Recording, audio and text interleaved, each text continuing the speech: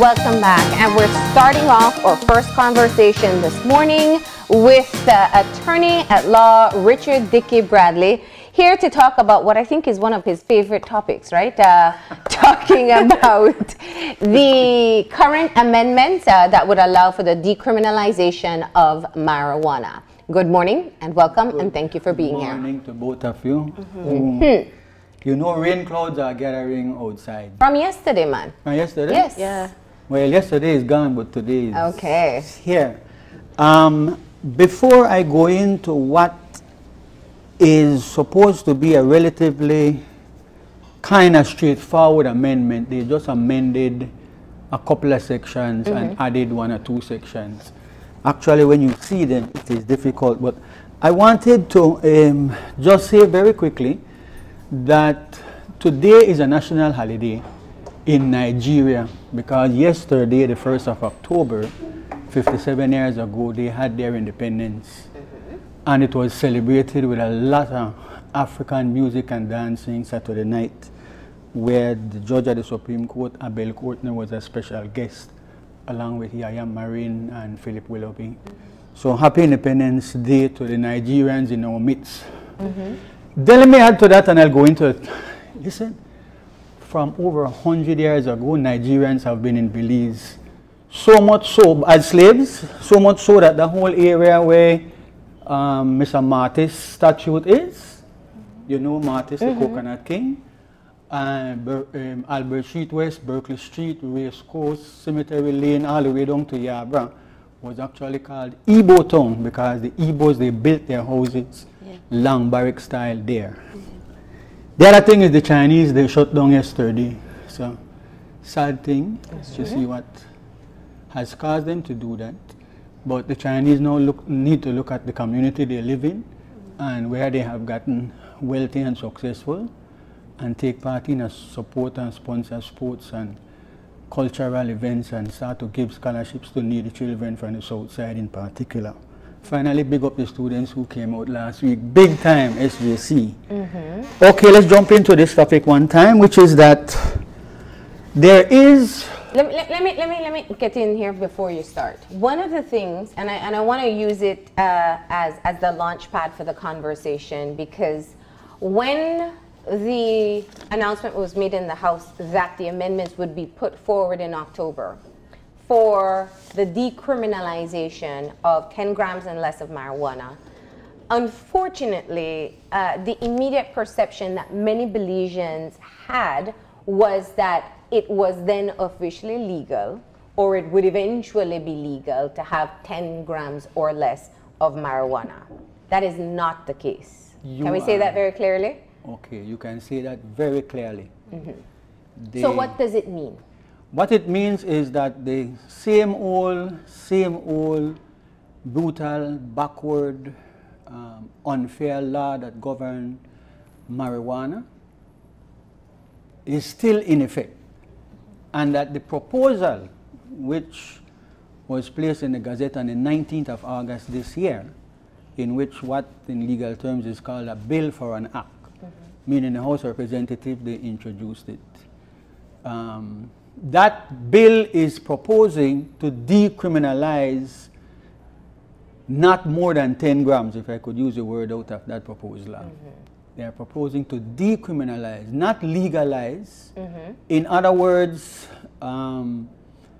take, for example, another drug which is far worse than marijuana, alcohol and tobacco. Both of those things are legal. Which means you can have it. You could drink as much rum as you want and smoke as much tobacco. Alcohol if you're over 18. Go again? Alcohol if you're over 18, legally. Have you ever heard they take somebody over 18 legally? Have you ever heard they take anybody to court because they were 16 and a half drinking? No, but the law exists. Well, the law is one thing, where it happen out there is a different thing. And the reality is that a large amount of people are drinking, they are drinking too much. And the second one is, too much people that smoke weed. It's not an excuse to go and legalize it or decriminalize it. Because of, all right, we'll get into the education part. So let's say what is the law. Differentiation. What's decriminalized and what's legalized? Rum and tobacco versus weed. You could drink as much as you want, smoke as much as you want. You only get into problem with alcohol when you commit an offense, mostly under the traffic laws. If you're drunk and you beat your woman, that is not an offense. How can that be? But that's the way it is. On the other hand, marijuana, cannabis, weed, Mary Jane, spliff, whatever words are used, is illegal. You can't have it, period. So, for example, one small confusion that, oh, well, when you take in somebody to attempt to charge them for being under the influence of alcohol, you have to test. You have to get a blood test or a urine test for people at laboratory to say it's above the legally recognized limit. There's no need to do that with marijuana because it is illegal enough to have it, period. Whether it's in your system or not, you're not supposed to have it. Whether it's 1 gram or 10 grams. Whether it's or 11. 0.001, which they have taken people to court for. So legalized means it's legal. Like you ride a bicycle legal, but if you go up stop, that is illegal. Or in this case, once you're up on the bike, illegal. in this case, what? Once you're up on the bike, it's illegal. So it is illegal. It is proposed to decriminalize a small amount, meaning it will not be treated as a criminal offense.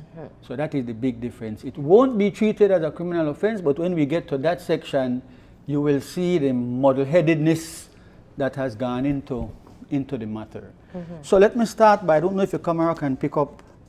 It may be too small, but we can talk about it. Which camera am I looking at, or is looking at me? This is what is being proposed, that there are going to be amendments to 1, 2, 3, 4, 5, 6 sections of the Misuse of Drugs Act, and then they have added a couple of new sections. Now, ladies, the amendments seek to say, and in particular to Section 7, what the amendments seek to do is basically to look at where it is an offense, it's a criminal offense to have any amount of marijuana. That is the law in Section 7. And this seeks to say that, well, except for the new section that they are going to make it decriminalized, you have the offense remains, but it is not a criminal offense if you have not more than 10 grams. That is basically what the amendments are seeking to do. The amendment is also seeking to say that as the law now stands, if you have anything that looks like a pipe or a vehicle antenna where you smoke your weed or drugs with, that is also going to be changed in relation to cannabis. So you can't have pipe to smoke any other thing, but you would be allowed to have utensils and pipes, which are a criminal offense as they are. Then come in at your house and look around and see a thing look like pipe, then carry it, then charge you. You're not gone to the lab yet, they not test it to see if in fact it is being used for drugs. That is the law right now. It won't apply to utensils. And then they deal with educational institutions. It is an exception. Even if you have your 10 grams, you can't have it around an educational institution. As it is right now, you can't have drugs around the prison, around the churches, around certain places. So premises includes buildings, playing fields, or other facilities nearby the institution. That is correct. Okay. And they use some words there which are in Well, we're breaking it down. Yeah. Break it down, Sally. Okay, so let's go to the areas which are going to present some problems later on to the lawmakers. They're saying, and this is the first big error in the proposal. And Marlene, maybe we ought to, well, let's do the discussion afterwards, but we need to discuss the matter of having a public education in regards to what is being proposed. But what they have done in some of the amendments is to make a little tweak in relation to what is the definition of cannabis, which is another word for marijuana, etc. And the proposal is that cannabis includes. So include, it not only mean that this is specific, there are a lot of definitions include. It includes any part of the plant, that famous plant, and any resin that comes from that plant. And it does not include where you have it from medicinal preparations, which is licensed. Because as the law now stands, people can have a little bit of cocaine or heroin or whatever. Medical doctors to ease pain and dentists and so. So industrial hemp is also going to be excused. Industrial hemp is where it's another type of cannabis plant, but that one is has more fiber and is used for rope and clothes and so on, which, as your co-host is saying, there is a need to look at it from a business perspective to create jobs in a society which is starved for jobs. Then you just took a quick look at educational institution that you can't have it around there. All right, so let's jump into the meat of the thing. The law makes several amendments, as I mentioned, but it also is putting in 3 new sections. One new section 7(7), one new section 7(8). 7 is the one where they say it is an offense to have marijuana. It's an offense, period. No, with no kind of thing that I got asthma, I got arthritis. And you can't have marijuana as the law now stands, period. Let me, before I forget, also say that there is a section which says anything over 1 gram of cocaine and 1 gram of this thing and 60 grams of marijuana, you are no longer a person who will be charged for being in possession. You're going to be charged for drug trafficking, which carries a mandatory automatic sentence of 3 years in prison and 10,000 fine. Those are the minimum. You could be fined massive amount of money for being a drug trafficker. So they have not made any effort to look and say 60 grams, we need to take it up to 80 or 100. They know they touch that part there, which has ruined the lives of many, many people who they try to make a little money, they sell a little bit of weed. A little bit of weed, I don't know why we treat people like that. So those sections now are saying, and this is the first thing that we'd like to make clear. Provision is in the law to punish people still yet if they have up to 10 grams, which is ridiculous. You decriminalize it, but if you have it, you're in trouble. So this is what the law is. So what are the consequences if someone is caught, if these amendments go through as is? Yeah. And someone is caught with less than 10 grams of marijuana in any form, what will happen? This is what will happen. If that person contravene the law, which is you have 10 grams, up to 10 grams, 5, 4, 3, 2, whatever it is, you are not liable to be arrested or detained. But you may, on your first occasion of such contravention, be liable to a warning from the police. And when you think about how you want to do that, no. Man come in at my house, find me some weed. That won't happen. But they warn you. And on the second or subsequent occasion, the provisions of the violation ticket regulation made under the new section 28A shall apply, whereby the offender is liable to be issued with the prescribed violation ticket by an authorized officer. A new word come into the law now. First the police go on you, but second one authorized officer. So it seems like one GP, like anybody could be an authorized officer to give you a ticket. You're going to be ticketed. This is a new ticket system that will have to be developed. That is correct though. So you are going to be given a violation ticket by an authorized officer, which requires the violator. So you're not referred to as the offender, you're a violator. You're allowed to have this thing, but why you're a violator, you know the latter song where I come out about violator. It will be authorized to require the violator to pay a fine of $100 or such other amounts in substitution, therefore, as may be specified in the violation ticket regulations. Gonna cause a lot of problem, but that. So first of all, the first time you are found with 10 grams up to 10 grams or less, you will be given a warning by the police. By the police.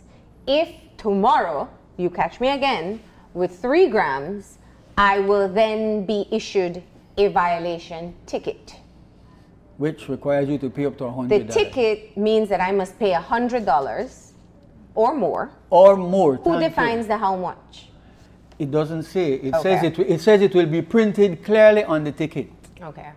But there's no format for the ticket, you know, show anything, you know. Or how you who want to decide well, whether... one of the things that very clearly stands out to me is that there'll have to be a database as to how many persons have been issued a warning. Is the warning a verbal warning? Is this a written warning that you will receive, that there'll be some sort of information stored back at the police station? Is that clearly defined? No.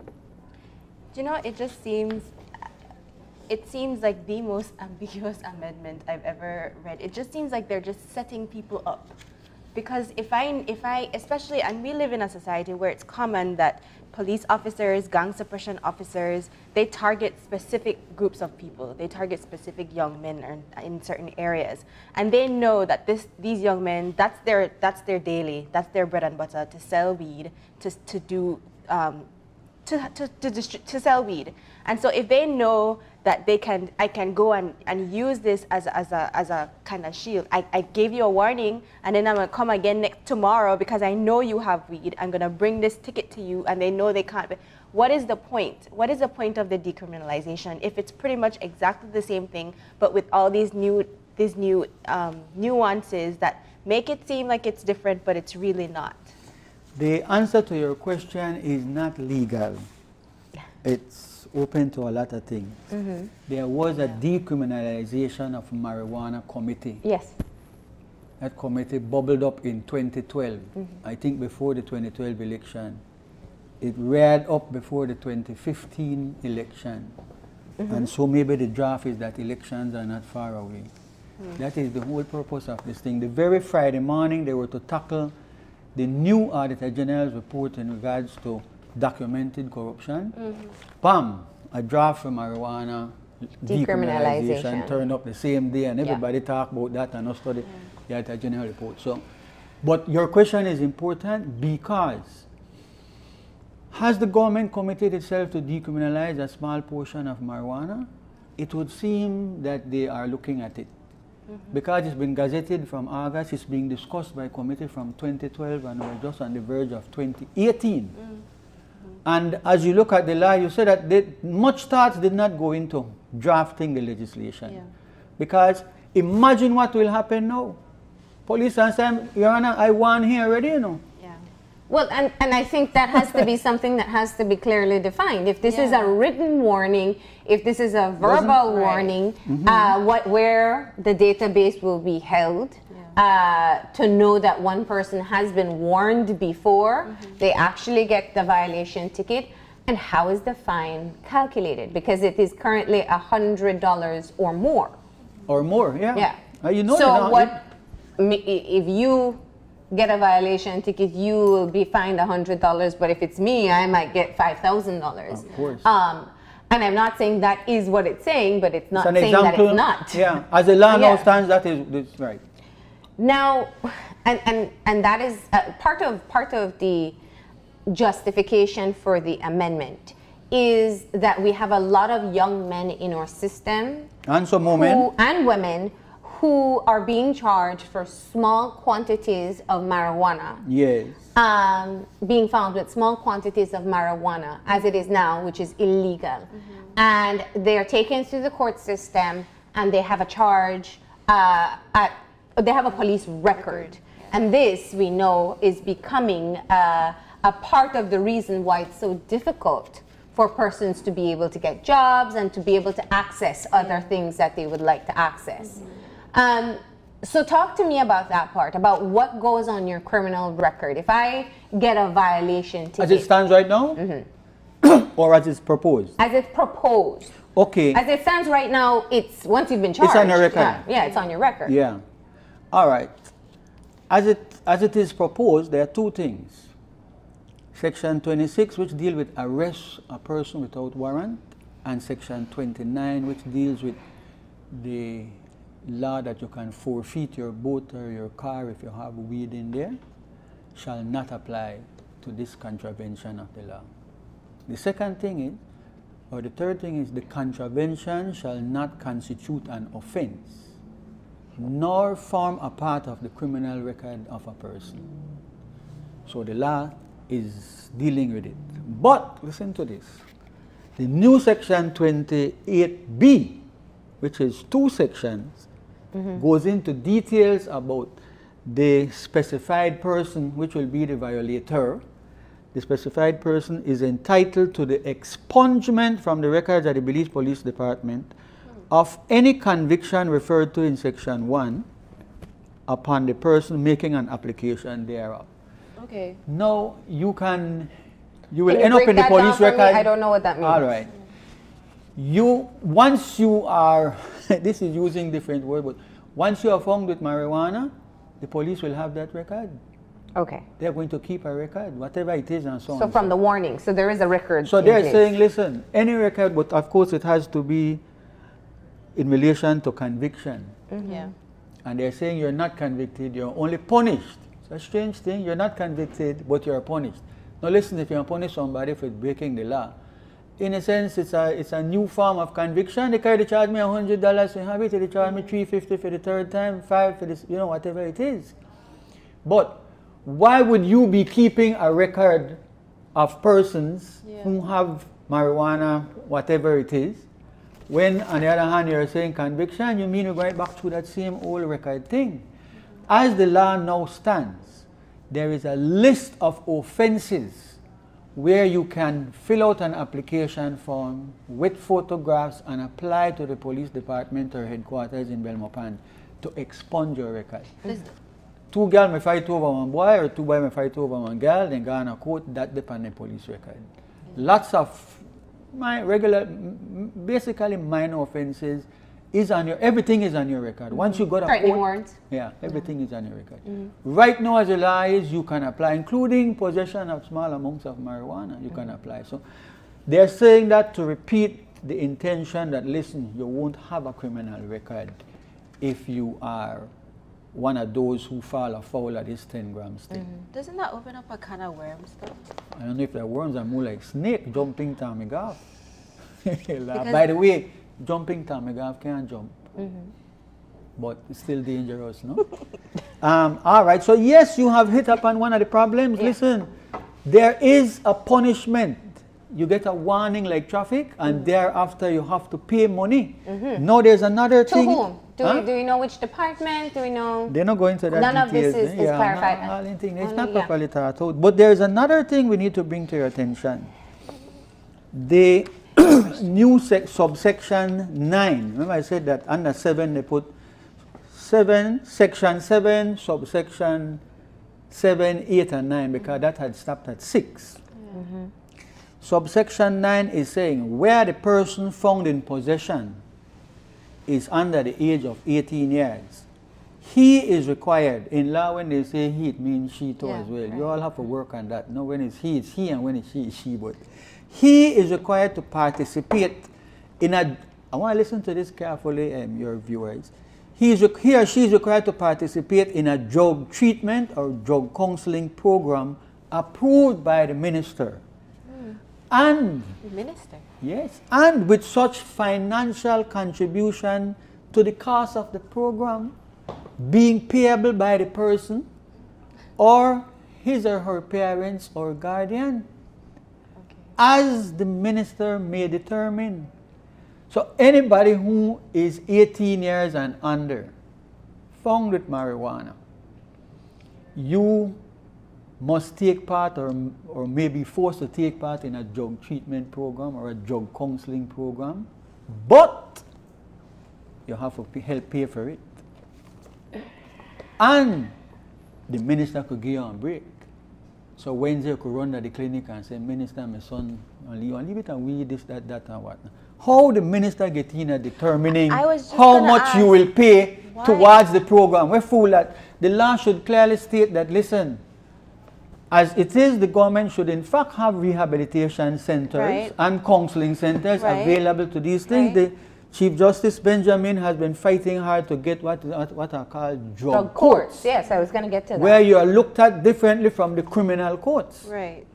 There's no provision for that at all. You're going in at the criminal court and the magistrate and some magistrates are against marijuana. You see the fines in $800 for and leave it, $400 for and leave it. Man could drink one lot of bad man and elephant foot as much as they want.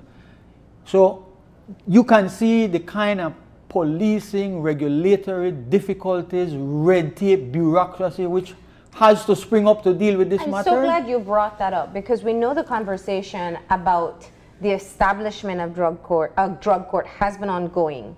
You know, there have been reports that have come out from the region, from regional bodies advocating for this. But what you're saying is the amendment does not talk about no drug court.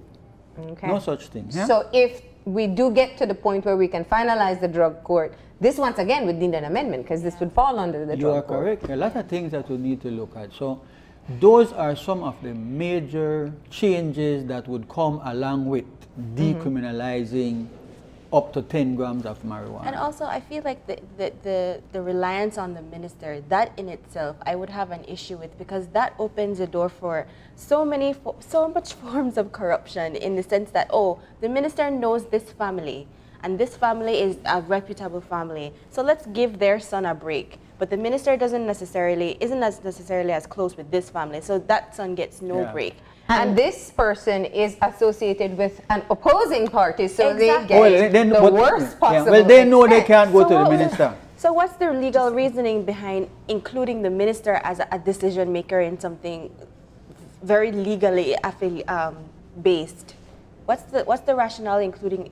Well, you have hinted at one. It allows people now to go crawling and begging and chasing behind a minister to say, you know, I can't pay for no drug counseling for my lead daughter, man. Give me a lead run, give me a break.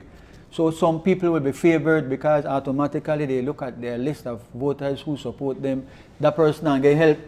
And it would have to be the minister responsible for the portfolio of drugs, where might not be in a Southside person, and all kinds of other things.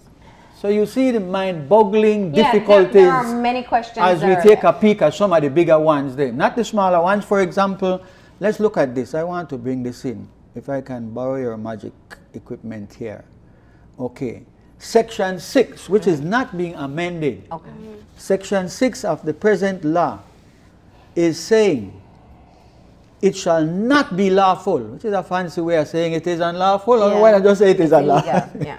It shall not be lawful for a person to produce a controlled drug, which includes marijuana, to supply or offer to supply a controlled drug to another.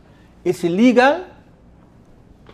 And the other thing, but I don't want to come here as liable. Let me make this point, Marlene, that if you are allowed to have up to 10 grams, how you want to get to 10 grams? See, but that's interpretation, because having a system in place for a warning and violation ticket and potential fine is not saying that you are allowed to have 10 grams. It is saying that you are dissuaded from having it from the very first instant that you're caught. And when you're caught again, then you will pay a fine because you really shouldn't have it. And that will continue if you stay below that limit. But I think what you're bringing forward are very important points. And I want to ask you a question. Dickie, you have spoken about the legalization of marijuana here and in many other platforms numerous times. This is, without people understanding the details, a very popular decision. People are calling for legalization of marijuana because they feel decriminalization and legalization are the same. They are happy with this current amendment that is being proposed. But as we have spoken about in this conversation, there are several details that are missing. And that is, who will be the officers authorized? What happens if you are found? It means that somebody had to provide it to you, which means there's a supplier. Whether or not this will go to the drug court, where there is an MOU to establish one eventually, and that is not in the amendment itself. And even more importantly, and I think this is the one that concerns a lot of people, many people can use any substance and control it. But there are persons who struggle with addiction. Marijuana, alcohol, any drug. TV too. Yes, you can have phone addictions, you can have addictions to pain medication, anything. We know in this country that we do not have enough support systems for persons who are addicted to anything. And there is nothing established. If you will be perhaps only dissuaded with no repercussions to keep 1 gram, 2 gram, use it every day, and maybe you don't get caught. If there is an addiction, where are the supporting systems? So I want to go back to the question that what I started with. As a person who advocates for legalization of marijuana, does this appease, or can this appease, or do you feel like this is simply an appeasement to make the status quo happy? This is an election gimmick. This is a political gimmick. Because had there been a serious desire to do anything about this, they would have canvassed the society, which can be done very easily. A couple of shows and say, call in and make you hear your views in relation to A, B, and C, and so on and so. Remember, this has been gazetted since August. You know, we are actually in October. Nothing no happen. You know, call on first meeting for nobody say, boss, that whole section of nonsense, take that out and this, that, and that. And I wanted to just make this point that I was developing, that if you are allowed to have up to 10 grams, just decriminalize, you know, it's not legal. If you're allowed, where you can get it from? Because I was taking a quick look at section 6, which makes it an offense for you to be producing marijuana, to be offering marijuana to other persons, to be supplying marijuana. So how you want to get to 10 grams? How? So you could see another massive problem that will be Or by virtue of the fact that you have less than 10 grams of marijuana means that you committed a legal act in purchasing or cultivate your own. Okay, all that, we'd have to look at the section that deals with cultivation of the plant. So it's really, you know, it's not properly thought out. It's not properly thought out. The drafting is also a problem, but I could see the difficulty that the legal draftsperson would have to try and put the whole, I don't know if you'd call it potpourri or what. I don't want to use a pun on the word pot. But isn't it just easier for you to say, it's a melting pot though, isn't it easier for you to say, listen, notwithstanding anything in the Misuse of Drugs Act or any law, no person shall commit an offense if they have up to 10 grams of marijuana. No person commits an offense. Rather than start to go through all this thing, can you... But that doesn't solve the problem of the supply issue? No, well, I was coming to that as a separate matter, because you can't decriminalize in isolation. You can't even legalize in isolation. You can't say it's legal for have it, because you have to deal with, can you, like when you are dialing up Atlantic Restaurant or Friendship where deliver food, or the pizza people, and say, boy, bring 10. Make sure that 10, you know. So on, so on, so on, so. First thing, I listen to your phone, to the supply. So it's clearly not thought out. The business of a violation ticket, the business of actually, you have to pay to go to drug council. The people who smoke marijuana, one of the reasons they smoke is because they can't afford to drink something where they want to higher grade than a bad man. You know, bad man, one small thing, a very strong alcohol, you know. It's a real shame how we've just abandoned our young people, allowing them to drink from Wednesday, Thursday, Friday, Saturday, and on the holy day, Sunday as well. Now we say, listen, smoke as much as you want in quantities of up to 10. It also doesn't speak about where you're allowed to use it. Well, you are not allowed to smoke marijuana in public. What addresses where you can It says use don't have it around marijuana? an educational institution. So you could smoke at church. If Father don't have a big problem, when they do the incense as it comes in, I know it's in John's church, as you first do the march up, you do the incense, you could blow your hand at that time, because then it could mix with the incense and other well, my point but is these that persons, even if whatever father does it, he can be warned, and then the next Sunday, of course, because it's not legal, because then they possess it. Right. Well, a policeman, hopefully they go to church. So a policeman are probably in the audience. So you can't walk and smoke. And I do have to say this much. Yeah. The amendments are being proposed. We are looking at potentially having them go into effect before the end of the year. the consultation process, and we were told there would be an education process to go along with this.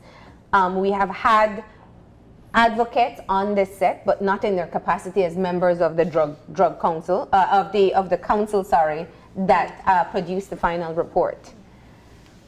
Yeah. What is the opportunity we have if we were to perhaps strengthen what is being put forward, or include some of the concerns that have come out of these amendments? What are some of the critical areas that have to be addressed? Well, I would think, first of all, you must deal with the issue of supply. Otherwise, you have a lot of persons being stopped and searched and arrested for trying to get their sales off the ground. Can I, first of all, your discussion is the start of a discussion that people are saying, oh my goodness, the man they put on me.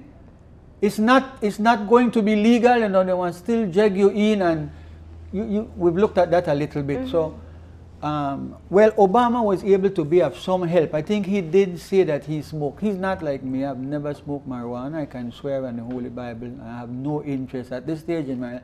Nobody can encourage me to put drugs in my body. Not rum, not weed, not anything. But yes, we can. Yes, we can. You're not in court, so don't worry. We have to wait for what Donald Trump will say. Listen, the discussion would have to be, we'd have to go back to 1976 when Peter Tosh come out with the song Legalize It, that judges smoke it. Father in a church, you know, they in the church, but father smoke it. Lawyers smoke it, doctors smoke it, entertainers smoke it, people are smoking marijuana. No care what they put with or without the law. Thank you. No care what they come with, the people who smoke will be smoking. Those people need to have access to information as to the harmful effects of the drug, because can I tell your viewers something?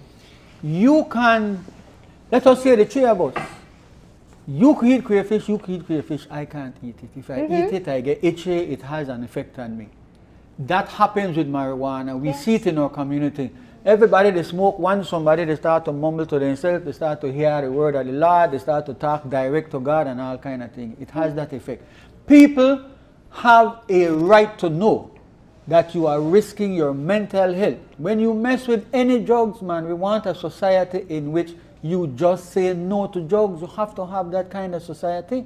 And this is why big respect to the evangelical churches in Belize. So how do you say that but still promote legalization of marijuana? Because you are looking at a social injustice that is going on with the poorer classes of people. That if they don't like you, they haul you down and keep you in the station for 48 hours. Whether they find you with it or not find you with it. It is an excuse for law enforcement to harass people.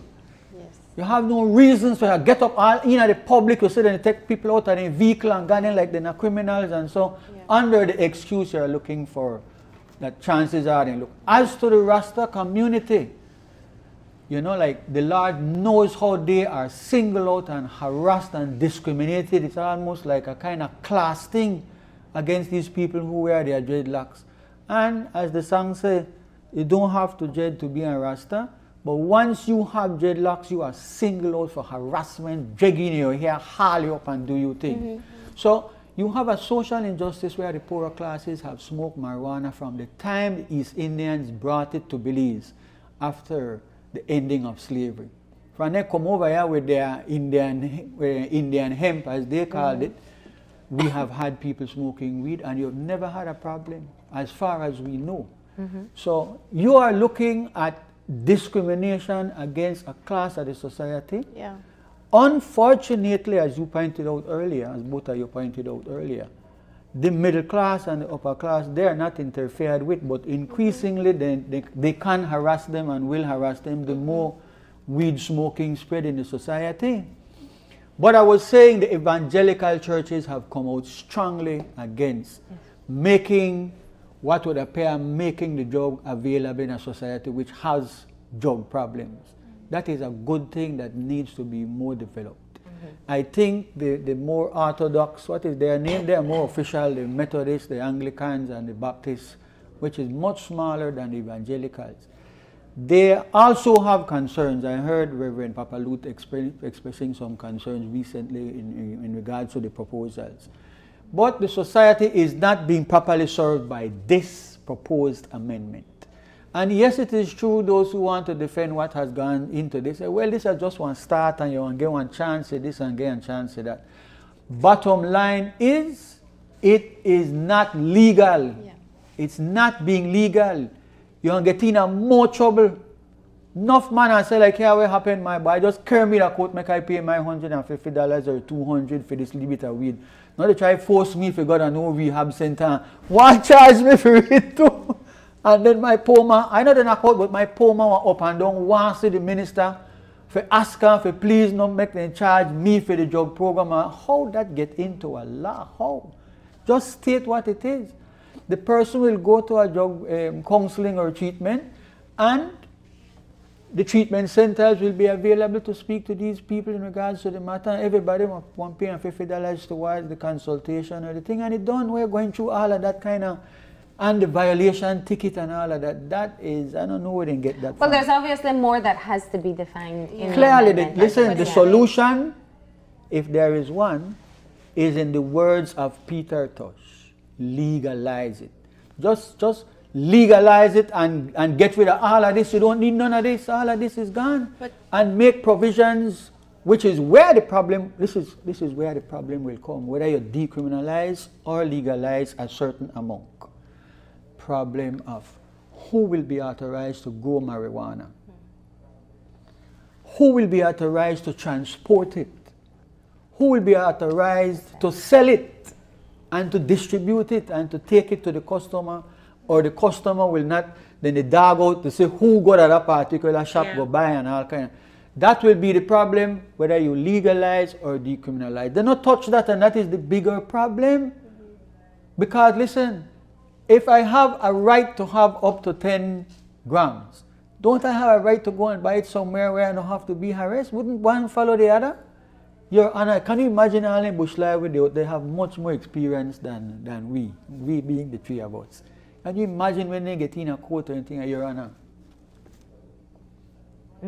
I think this is just another practical example of how we like to put the cart before the horse. You know, as a Christian, I would never be for the legalization of marijuana, of any drug, even alcohol. I'm strongly opposed to, I have a question for you our when you culture finish. of it. But as a citizen and as a level-headed, educated person, seeing the injustices of how it's treated as a poor people issue, when there are so many people in different classes of society, in different echelons of our society, that use it habitually, that use it on a daily basis, and they think it's okay because I'm not from Southside, I have a job, I do this, so I could smoke it, and that's where I have the issue with the legalization. Because if you have a class of society who feel entitled to use it, then everybody should have that feeling of entitlement.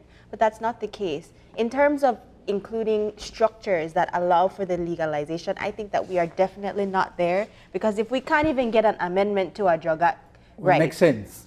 that makes any kind of sense.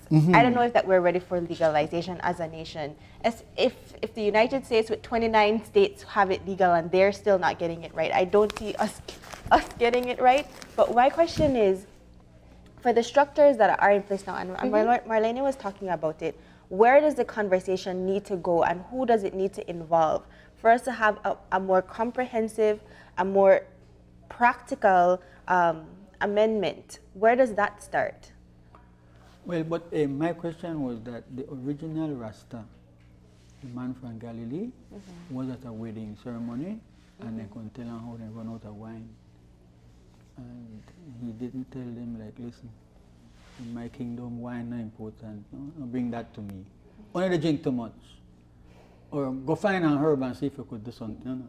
He made wine available to them, so we can't be so restrictive. I'm teasing you, yeah? The conversation has to be, do we as a society want to have another drug legal? This law don't matter. The people who have suffered, the sufferers in relation to marijuana, have suffered and will continue to suffer regardless of whether they decriminalize or not. So it's best you just say, legalize it up to 10 grams and make some kind of legal provisions for the supply of the marijuana. Okay. That this business of trying to go halfway is going to create an enormous amount of bureaucracy, red tape, and fooling around with people's time, money, and their rights. And this can't be proper because the police can't come into your house still yet. Yeah. And the guys at the what they do, all of them will go around with little scales, Marlene, so make us say them weed, give me them weed. Buy this thing at 10.5 grams, you know. Scales. This thing that 11. As it is right now, what they do, they put on the scale with the foil and the plastic bag and everything because they try to get it up to just over 60 grams. They have actually, we've sat in court several times defending people who they have been in charge for having a quantity that can't be determined. And the poor officer, because he thinks he's following the law, will take one tiny, they scrape it up off of the street and then boy throw it down and so. It's so little, move the scale. Instead of just saying, boy, next time I run up on you, you're lucky this time. No, they still charge them and come to court arguing. And the legal people for the government, they show them some law from Jamaica. Have to be an old time law because Jamaica not deal with them foolishness there. That even though show the quantity, you still can be charged and found guilty for it. And people have been. So if you look at this whole thing, let me just spend like 2 minutes and tell you what is happening next door to our brothers and sisters. They have gone decriminalization, I think it's up to 50 grams in Jamaica. I'm surprised, I thought it was 50. The amount of thing when they smoke, you see that, when Bob Marley sang a song about marijuana, Marlene, Kaya, K-A-Y-A. The rain is falling, I got to have Kaya now. Remember that song? It's a beautiful song.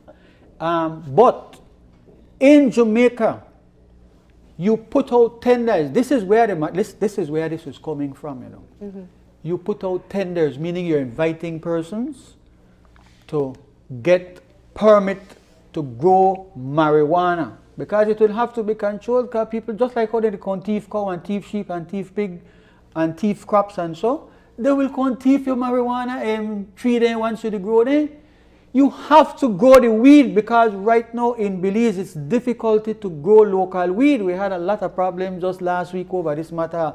The wrong set of police, they run up that lucky strike, go full on in weed tree and all kind of thing.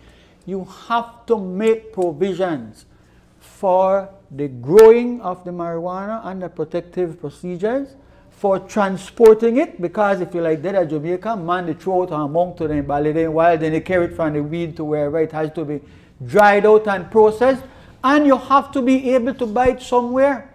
What am I leading up to? I'm leading up to this.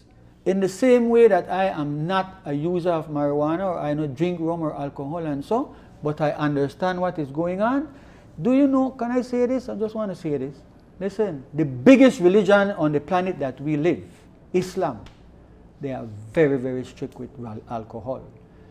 In some of those countries like Saudi Arabia, they can actually lash you right out the street if they ever catch you with alcohol.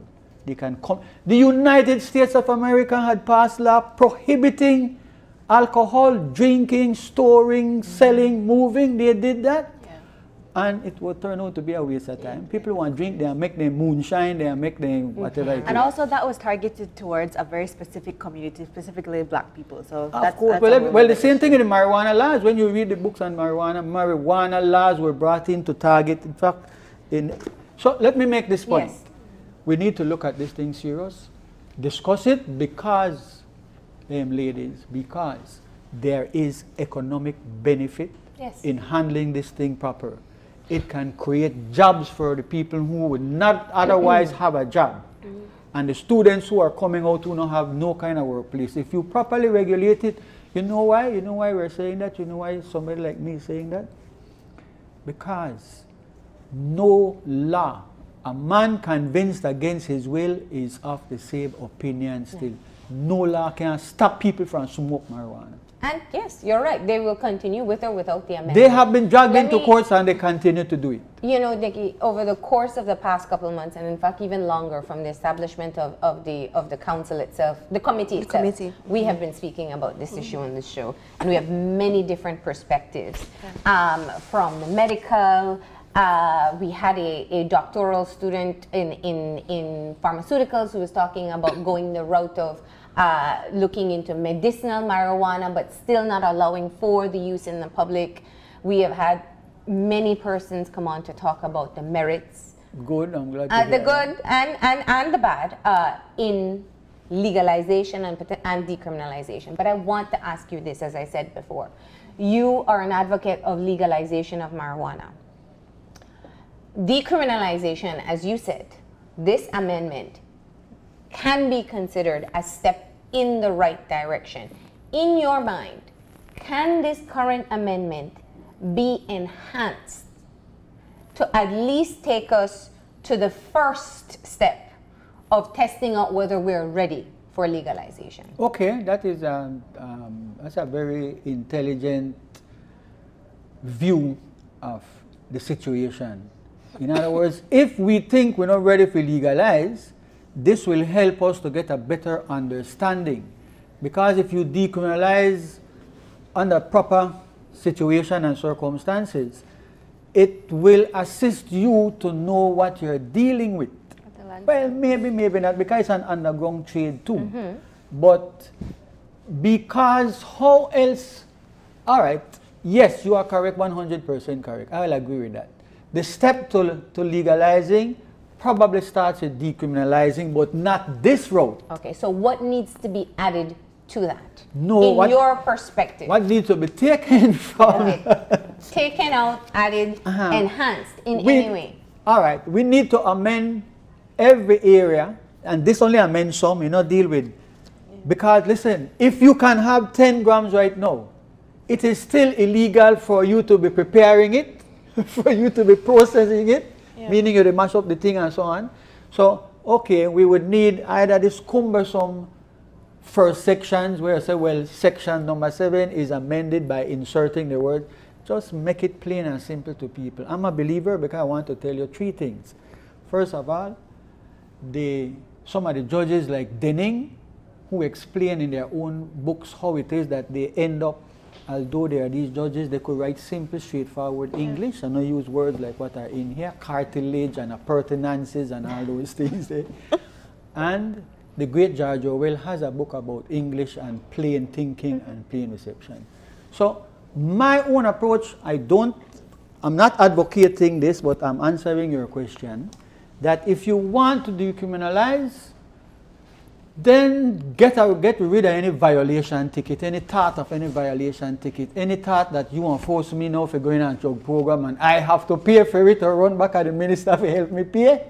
That's like, then that's foolishness. So remove the violation ticket. Remove the whole part that we talk about. This is that, and no man. All you are saying is that wherever in any law it is an offense to have marijuana, it does not constitute an offense if you have up to 10 grams. In a story. No matter how many times you were caught with less than 10. No matter, because you know they want to catch you with it, and that one take care of that. Yeah. But that is not the solution to the problem. But a start. But it would be a big start to just say, get away from all in legalese. This is legalese. This is really bureaucracy. This is creating problems. So your question is very, very relevant. If we as a society have made a decision that, you know what, there is a great social injustice going on, police officers who should be dealing with the serious offenses, the waste time from people with weed and whatnot, all right. The weed, you know what? All right. Okay, we're quickly running out of time, and I do want to take the opportunity to get one final question in, and that is to get your perspective. We had you sharing your insights on the disappearance of Kelvin Usher last week. You are the attorney representing his father, Cameron Usher, and it was an amazing,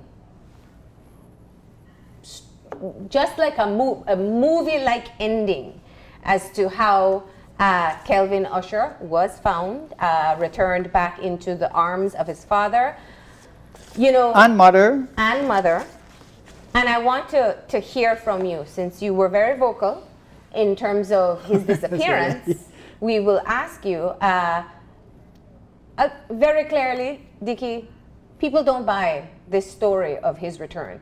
People are very skeptical of a young man being missing for 4 days, having search parties in that area on a continuous basis, and he is found, according to police, 200 yards away from the very area that these people have been searching, and returned into the arms of his father, no less. You are with me by this family. Well, if you can speak when he's missing, you can speak when he's returned. Because when he's missing is a serious matter. Absolutely. All right, let me squeeze this in quickly. The students at SJC who have put the University of Belize and Galen University students to shame, as well as the Southside colleges or the Southside people who are being educated and know better. Of all the places, this is like biblical enough, all the places who, I mean, can anything good come out of Trenchtown? Can anything good come out of Nazareth? He was a student of Yeah, SJC. Yes, but listen, they defied their teachers. Yes. Their teachers missed the whole point. These young people came out, you know what they were saying? We're tired of hearing about the police brutality and the other nonsense where they're going on with society. This was not just one of us is missing and we're out here for him. We're out here for him because his missing appears to be connected to the nonsense where they go on in our society. That is a great thing. You know why? You know, it's great for a lot of reasons. It's great for this. Not me, not the opposition, not the media, not the churches were able to get the Prime Minister of Belize, because he's a brilliant man and he knows what is going on, to finally say something is wrong with the GSU. True. I am going to order a review. That is a great thing. That we need to see. Can you respond to my question? All right. Well, it is written, since I am referring to the man from Galilee and your co-host knows this more than me, it is written that whatever is done in the dark will come out in light. And it was a happy ending, but like it was an anticlimax, especially for the media, because now people are figuring they will find. I don't think it's just the media. I mean, if you have any conversation outside in the public. Yeah, that is true. You're right, yes. But the media would be the one which would, I mean, you know.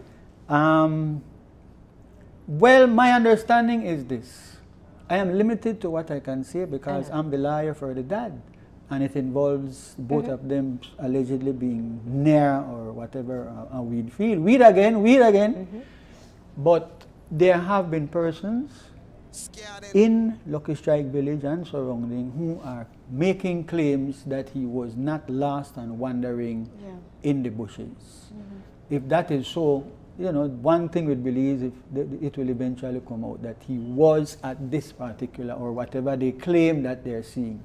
At this early stage of the situation, where we reached where the worst was being feared, that they had fired, the dad said it was about 15 shots, that they had fired shots, and everybody believed they fired shots. Nobody on fire warning shots.